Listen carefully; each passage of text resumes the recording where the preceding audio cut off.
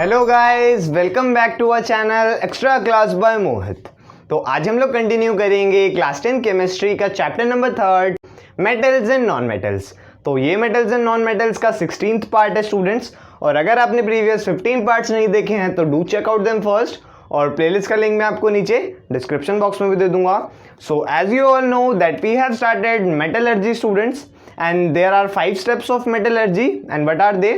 First is crushing of ore, second is concentration of ore, third is conversion of that concentrated ore to metal oxide students, fourth is reduction of that metal oxide to metal. Okay, reduction of that metal oxide to metal. Fifth step or last step is refining of metal, or we can say purification of metal students. So we were on the fourth step, that is reduction of metal oxide to metal.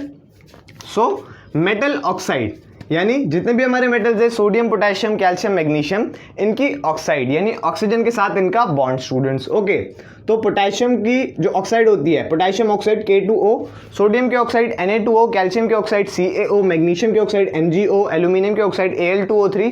According to their valency हम इनके oxides के फॉर्मूले लिख सकते हैं students.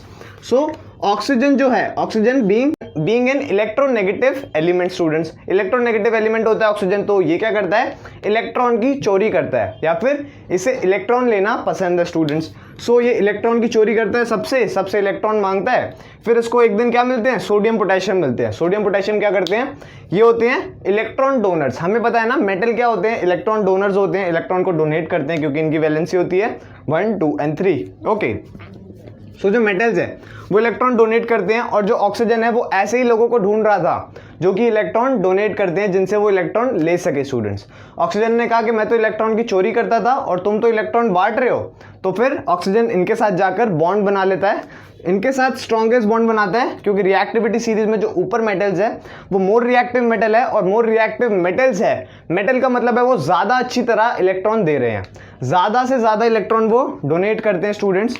So oxygen जो होगा वो सोडियम पोटेशियम के साथ, कैल्शियम मैग्नीशियम के साथ स्ट्रॉन्गेस्ट बॉन्ड बनाएगा स्टूडेंट्स। और जैसे जैसे हम नीचे आएंगे रिएक्टिविटी सीरीज में, रिएक्टिविटी ऑफ मेटल डिक्रीज हो रही है स्टूडेंट्स, हम देख रहे हैं, तो ऑक्सीजन जो होगा वो इनके साथ मॉडरेट बॉन्डिंग बनाएगा। Okay, not that much strong, इनके साथ मॉडरेट बॉन्डिंग बनाएगा। और जैसे जैसे हम और नीचे आएंगे रिएक्टिविटी सीरीज में, रिएक्टिविटी ऑफ मेटल्स और घटती जाएगी और डिक्रीज होती जाएगी, तो जो ऑक्सीजन होगा वो इनके साथ वीकेस्ट बॉन्ड बनाएगा, ऑक्सीजन इनके साथ वीकेस्ट बॉन्ड बनाएगा स्टूडेंट्स। ओके, सो जैसे कि हम प्रीवियस वीडियो में देख चुके हैं, हमने क्या देखा था, extraction of low reactive metals, हमने देखा था extraction of low reactive metals from their metal oxides, उनकी मेटल ऑक्साइड से उनका एक्सट्रैक्शन देखा था। तो मेटल ऑक्साइड लो रिएक्टिव की कौन सी है, सिल्वर लो रिएक्टिव मेटल है, इसकी ऑक्साइड सिल्वर ऑक्साइड।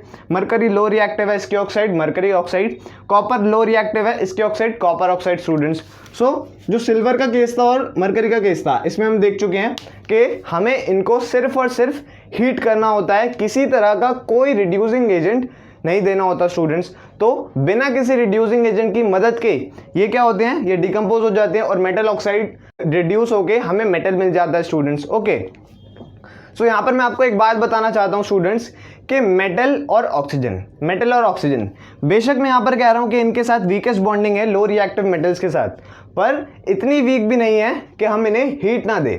तो हीट तो नेसेसरी है मेटल ऑक्साइड को मेटल बनाने के लिए, तो हीट तो हमें देनी पड़ेगी, और जितना ज़्यादा स्ट्रॉन्ग बॉन्ड होगा उतनी ज़्यादा हीट देनी पड़ेगी स्टूडेंट्स। ओके, तो हम नीचे क्या करते हैं, हीट देते हैं सिंपली, मरकरी ऑक्साइड जो है वो मरकरी मिल जाता है हमें, और ऑक्सीजन इवॉल्व हो जाता है। मरकरी लिक्विड फॉर्म में मिलता है क्योंकि mercury is the only metal which is liquid at room temperature students. और सिल्वर के साथ भी यही है, सिल्वर हमें मिल जाता है और ऑक्सीजन इवॉल्व हो जाती है। कॉपर और लेड की जब हम बात कर रहे थे प्रीवियस वीडियो में, तो हमने इसमें रिड्यूसिंग एजेंट इस्तेमाल किए थे। कैसे reducing agent, carbon monoxide, hydrogen gas, NH3 यानी अमोनिया, और लेड के साथ भी यही सीन था, हमने देखा।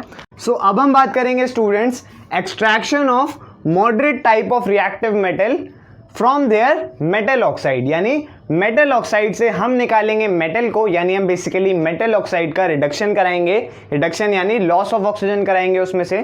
सो जो मॉडरेट टाइप के मेटल्स होते हैं कौन से हैं, जिंक है, आयरन है, तो जिंक की ऑक्साइड जिंक ऑक्साइड, और आयरन की ऑक्साइड फेरिक ऑक्साइड स्टूडेंट। सो मैं फेरिक इसलिए कह रहा हूँ यहाँ पर क्योंकि जो आयरन है हमें पता है कि वो दो फॉर्म में एग्जिस्ट करता है हमारे नेचर में, एक वो जिसकी वैलेंसी 2 होती है जिसको हम फेरस कहते हैं, और वो जिसकी वैलेंसी 3 होती है, जिसको हम फेरिक बोलते हैं स्टूडेंट्स। तो यहाँ पर आयरन की वैलेंसी 3 है, तो मैं इसको कहूँगा फेरिक ऑक्साइड Fe2O3।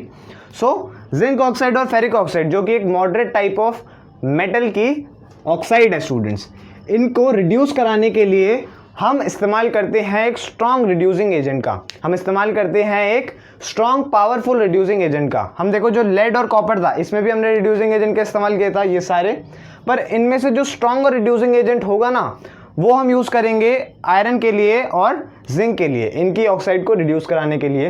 तो इनमें से पावरफुल रिड्यूसिंग एजेंट कौन सा है स्टूडेंट्स? सो हम कैसे पता करेंगे? तो आपकी अप्रोच ये होनी चाहिए स्टूडेंट्स कि इनमें से जो भी रिड्यूसिंग एजेंट ज़्यादा ऑक्सीजन को गेन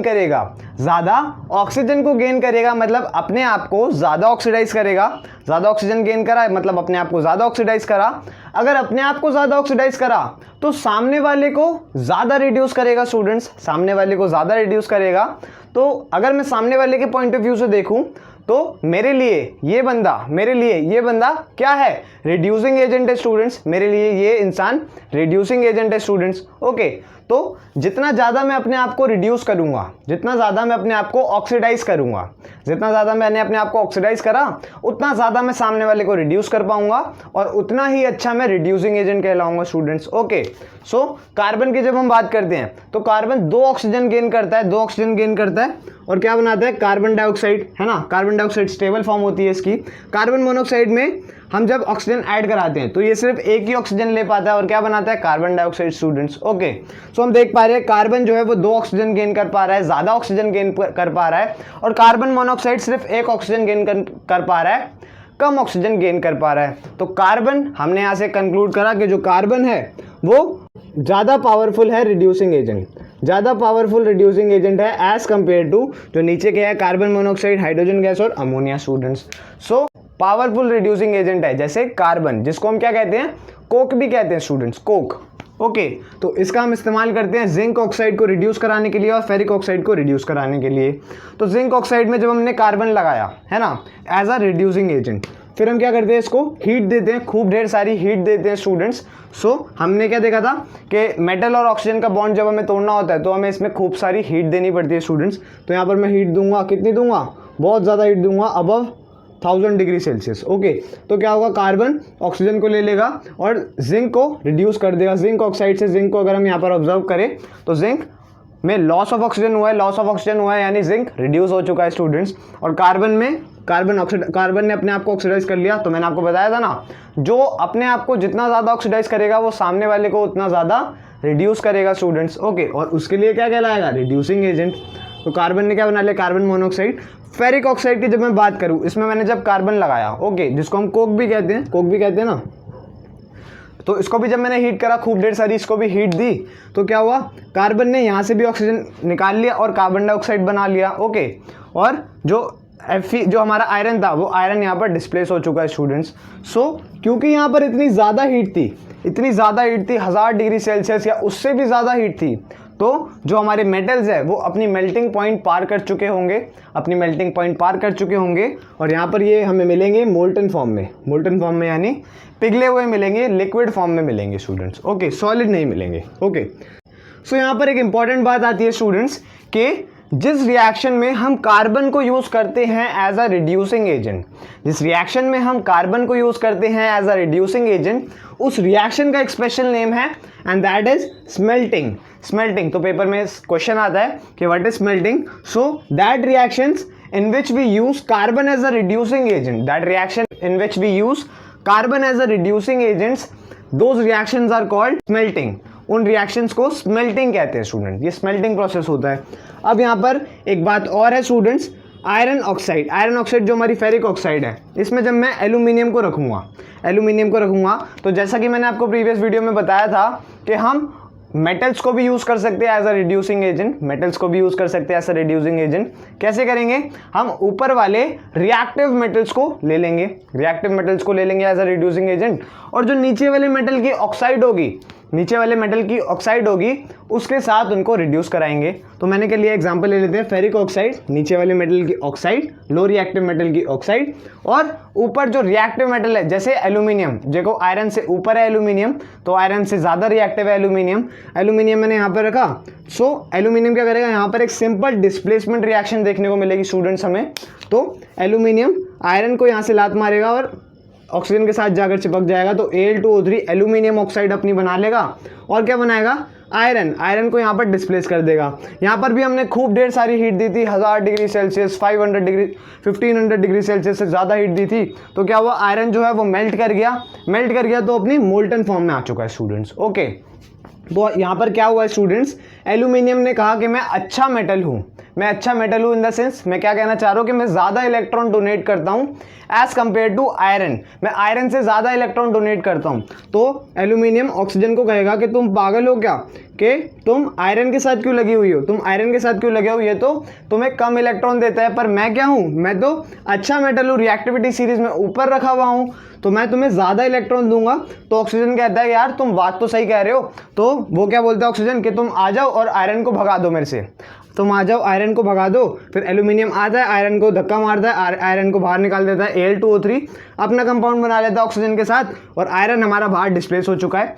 ये जो मोल्टन आयरन हमें मिली है ना स्टूडेंट्स, ये जो मोल्टन आयरन हमें मिली है, इस मोल्टन आयरन का काफ़ी सारा यूज़ है स्टूडेंट्स, इस मोल्टन आयरन के कई सारे यूजेस है स्टूडेंट्स। हम वेल्डिंग करते हैं स्टूडेंट्स, वेल्डिंग, हम दो मेटल्स लेते हैं या दो आयरन लेते हैं, रॉड, कोई भी दो रॉड्स लेते हैं मेटल की, उनको जब हम जोड़ते हैं तो हम इस प्रोसेस को कहते हैं वेल्डिंग स्टूडेंट्स, वेल्डिंग कहते हैं, है ना। तो जब हम दो मेटल लेंगे और इनमें जो ये हमारा मेल्टेड आयरन है इसको पोर करेंगे मेल्टेड आयरन को, तो जो दो हमारे मेटल्स होंगे ये दोनों चिपक जाएंगे स्ट्रांगली। अभी तो ये मोल्टन फॉर्म में है तो लूज है, जब ये सॉलिड होगा, जब ये सूखेगा तो आयरन तो एकदम सॉलिड स्ट्रांग बन जाएगा, और आयरन को तोड़ना तो कितना मुश्किल है। तो इसी प्रॉपर्टी को हम यूज़ करते हैं रेलवे ट्रैक्स को जोड़ने के लिए। तो रेलवे ट्रैक्स कई बार टूट जाते हैं स्टूडेंट्स, तो इनमें क्रैक्स आ जाते हैं बेसिकली स्टूडेंट्स, इनमें क्या होते हैं, क्रैक्स आ जाते हैं। ये हमारा क्रैक आ गया, ओके, ये क्रैक आ गया। तो इनको जोड़ने के लिए मैं क्या करूँगा, ये जो मोल्टन आयरन है ना मेरे पास, इसको मैं यहाँ पर लाऊंगा और पोर करूँगा किसी कंटेनर से। मैंने क्या पोर करा है, मोल्टेड आयरन पोर करिए। तो यहाँ पर ना ये सॉलिड फॉर्म कर लेगा जब ये सूख जाएगा तो सॉलिड फॉर्म कर लेगा, और क्या करेगा, अल्टीमेटली चिपका देगा जो हमारी ट्रैक्स है, रेलवे ट्रैक्स है, उनको चिपका देगा। तो ये इसमें यूज़ होता है, इसीलिए इस इक्वेशन को, इस रिएक्शन को, इस प्रोसेस को कहते हैं स्टूडेंट्स थर्माइट वेल्डिंग यानी मेटल को जोड़ना, थर्माइट यानी जो हम गरम खोलता हुआ जो आयरन लेकर आए थे, उस गरम आयरन की वजह से हमने इनको चिपकाया, वेल्ड करा है, तो इसे थर्माइट वेल्डिंग भी कहते हैं स्टूडेंट्स, शॉर्ट फॉर्म में TW। और इस रिएक्शन को बेसिकली थर्माइट रिएक्शन कहते हैं स्टूडेंट्स। तो ये बहुत इंपॉर्टेंट हो जाता है आपके लिए ऑब्जेक्टिव टाइप क्वेश्चंस में। सो हमने क्या देखा स्टूडेंट्स यहाँ पर कि एल्यूमिनियम जो कि एक मेटल है वो भी एक्ट कर सकता है as a reducing agent. So yes, metal can act as a reducing agent students. Okay, so metal reducing agent के तरह कब एक्ट कर सकते हैं, जब हम एक रिएक्टिव मेटल ले और एक लेस रिएक्टिव मेटल की ऑक्साइड ले, उस लेस रिएक्टिव मेटल की ऑक्साइड को रिड्यूस कराने के लिए स्टूडेंट्स। इसका एग्जाम्पल मैं आपके लिए एक और ले लेता हूँ। मैंने जिंक ऑक्साइड लिया और एक रिएक्टिव मेटल में लूँगा, ऊपर से कैल्शियम ले लिया मैंने, और यहाँ पे मैं इनका रिएक्शन कराऊंगा तो डिस्प्लेसमेंट रिएक्शन होगी सिंपल। मैंने यहाँ पर भी बहुत सारी हीट दी है, तो क्या होगा, कैल्शियम क्या करेगा, जिंक को हटा देगा और उसके साथ ऑक्साइड के साथ चिपक जाएगा और जिंक को बाहर डिस्प्लेस कर देगा। जिंक मुझे यहाँ पर फिर से मोल्टन फॉर्म में मिलेगा, क्यों, क्योंकि यहाँ पर बहुत सारी मैं हीट देने वाला हूँ स्टूडेंट्स, तो बहुत सारी हीट दूंगा तो जिंक मुझे दोबारा यहाँ पर मोल्टन फॉर्म में मिलेगा स्टूडेंट्स। तो ये जो प्रोसेस होते हैं ना स्टूडेंट्स, ये स्मेल्टिंग, ये थर्माइट वेल्डिंग, ये जितने प्रोसेस है स्टूडेंट्स, ये हम करते हैं ब्लास्ट फर्नेस में हम ये प्रोसेस करते हैं। क्यों, क्योंकि उसी में पॉसिबल है कि हम इतनी ज़्यादा हीट उसको दे पाए, इतनी ज़्यादा हीट हम उसको ब्लास्ट फर्नेस में ही दे सकते हैं स्टूडेंट्स। तो हम इसको ब्लास्ट फर्नेस में करते हैं students. Okay, so that's all for today's guys. If you have any query, then let me know in the comment section and I'll talk to you there. And if you found this video helpful for yourself, so do give this video a big thumbs up. और ऐसी more videos देखने के लिए हमारे channel को subscribe करें। So that's all for today's guys. Until the next video, keep practicing, keep learning. I am Mohit and I thank you so much for watching.